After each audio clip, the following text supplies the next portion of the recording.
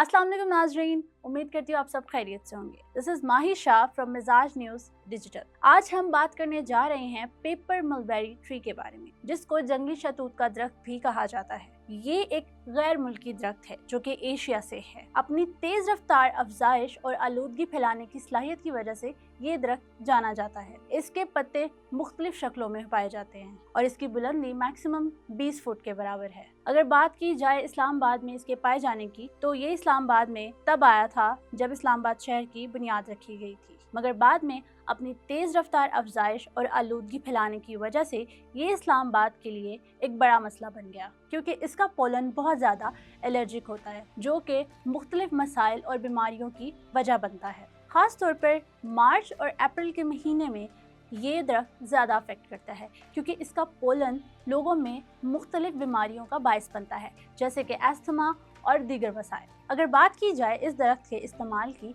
तो ये मुख्तलिफ चीज़ें बनाने में इस्तेमाल होता है, जैसे कि इस दरख्त की छाल से कागज़ बनाया जाता है जो कि बहुत मजबूत और बाकैफियत होता है। अगर बात की जाए खाने की, तो ये दरख्त के फल और पत्ते खाने के भी काम आते हैं, जो कि डिफरेंट विटामिन्स और मिनरल्स की कमी को पूरा करते हैं। और तो और इस दरख्त का इस्तेमाल रिवायती दवाइयों में भी किया जाता है। इस दरख्त के जड़ और पत्ते एंटीपायरेटिक और लेक्सेटिव के तौर पर भी इस्तेमाल होते हैं। अगर बात की जाए इस दरख्त के मुकाम की, तो ये दरख्त एक्सप्रेसवे, एच8 रोड, F9 पार्क और शक्करपरियां जैसे दीगर मुकामात में पाया जाता है। सुप्रीम कोर्ट ने इस दरख्त को हटाने के लिए ऑर्डर्स जारी किए और कैपिटल डेवलपमेंट अथॉरिटी ने 29,000 से ज़्यादा दरख्त हटाए और उसकी जगह 3 मुकामी दरख्त उगाए। पेपर मलबेरी दरख्त क्या वाकई इतना बड़ा मसला है? तो मेरा मानना तो यही है कि पोलन एलर्जिक जैसे दरख्त को इस्लामाबाद जैसी कम्युनिटी में नहीं होना चाहिए, जो कि मुख्तलिफ बीमारियों की और मुख्तलिफ मसाइल की वजह बनता है।